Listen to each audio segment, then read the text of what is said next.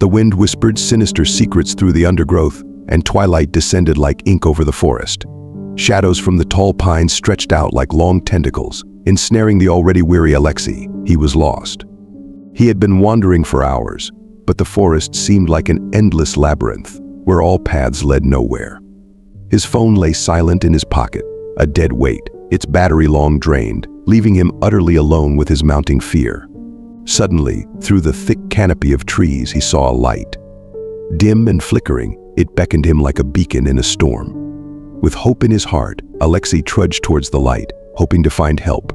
From behind the trees emerged an old house, with slanting walls and a caved-in roof. A single window, the only one left intact, glowed with a reddish light, resembling a malevolent eye watching over the forest. Alexei's heart pounded in a frantic rhythm, but curiosity conquered fear. He approached the house and hesitantly knocked on the door. It creaked, as if groaning in pain, and opened, revealing a dark passage. Inside, silence reigned, broken only by the soft rustling of the wind. The air was damp and cold, smelling of mildew and something else, sickly sweet but unpleasant. Alexei could barely make out the shapes of furniture in the darkness, covered in dust, and family photos on the walls, with faded faces.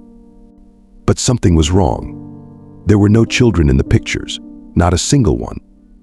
Alexei was gripped by a bad feeling, sensing that this house held a terrible secret.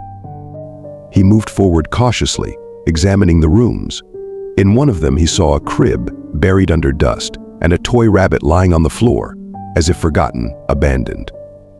In the next room, a portrait of a girl hung, with a mischievous look and a radiant smile.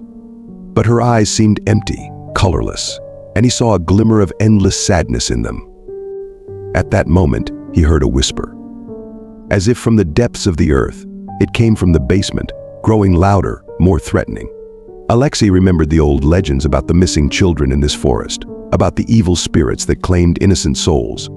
Panic seized him. He rushed to the door, but it was locked. In despair, he huddled in the corner, listening as the whisper grew closer, more menacing. He felt the cold creep up on him, taking his warmth and hope.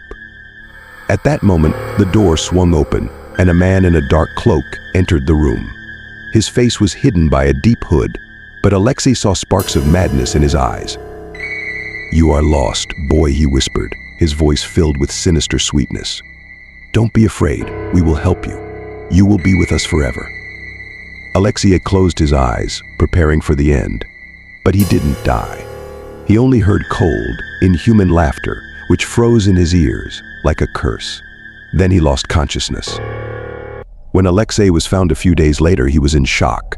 He couldn't remember what happened in the house, but he knew he would never forget that place, that house, and the terrifying voices that haunted his dreams at night. Since then, no one has seen children in the forest where Alexei got lost.